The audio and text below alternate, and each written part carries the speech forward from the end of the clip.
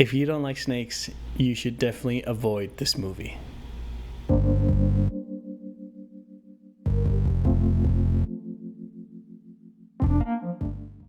Snake Eyes is directed by Robert Schwenke, I hope I'm saying that name right, and stars Henry Golding as the silent, deadly assassin killer that never talks, Snake Eyes. Well, we get his origin in this movie, his origin story, and I mean, okay guys, listen. Let's get the positives out of the way first. So, Henry Golding is an amazing actor. And I think he shines best when he's doing these kind of like conflicting roles. And I think that's like the best compliment I can give this movie for sure. Henry Golding steals pretty much every scene he's in. This man has a bright future ahead of him, and I can't wait to see what else he does, what other projects he's in, because I'm there for it for sure. Henry Golding, amazing. I really like the dynamics between Snake Eyes and the soon-to-be known Storm Shadow. I really liked how they shows how they got to know each other, how they bond, and the conflicting things that Snake Eyes is going through as he's brought into Storm Shadow's world. And I really like their bonding that happens in the movie, and it sets the rest of the G.I. Joe franchise of where these two characters lie and why they're so adamant on one trying to help one another, the other one trying to kill the other guy. Ultimately, that's like the biggest strengths of the movie is Henry Golding's acting and that dynamic between Storm Shadow and Snake Eyes.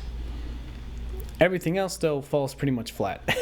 This movie is it's pretty dead. The action is pretty much unwatchable. I wasn't able to follow any of the action that's happening on screen, and it's weird for me to say that because this is more of an action movie.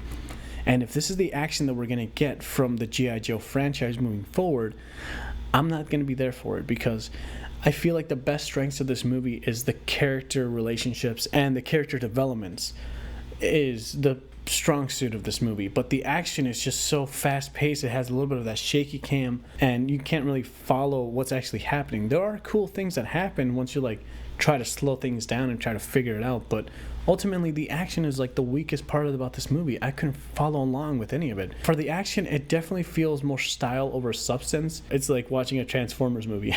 Couldn't figure out what was going on. And it's weird because you have these actors that came from the Raid franchise that are brought into the Snake Eyes movie, and when their scenes happen, it feels like they have much more control over their movements, that you can follow along with the action. Everything else just feels fast for the sake of being fast, and it doesn't really slow down enough so that you can actually take it all in. You can take, obviously, a John Wick movie and you can follow the action. You can see what's happening and how scenes are laid out and actor positions and camera shots. You can kind of see everything from there. And even my favorite action franchise of all time, The Raid, they're able to put a widescreen lens on the actors so that you can actually see what's happening. And the action choreography in The Raid is pitch perfect. It's the best I've ever seen. The actors just know at the right speed when to hit, and just the cinematography and the dynamics between how the actors are fighting and how the camera work is handled. Obviously, The Raid for me is like not even a standard. It's like the gold medal of everything. It's amazing. It's one of the best action movies to me of all time. And this one feels like I understand what they were trying to do, but it was just too much. And then at the last third of the movie, which is also another highlight for sure, things are starting to come together. There's a lot of characters being introduced to kind of start to build upon this G.I. Joe universe, and overall it's okay, but I can't really recommend you guys to see this movie. I would suggest definitely streaming it if you want to stream something this weekend, but I wouldn't go waste your money on this in theaters unless you're like a really diehard G.I. Joe fan and really love the character Snake Eyes.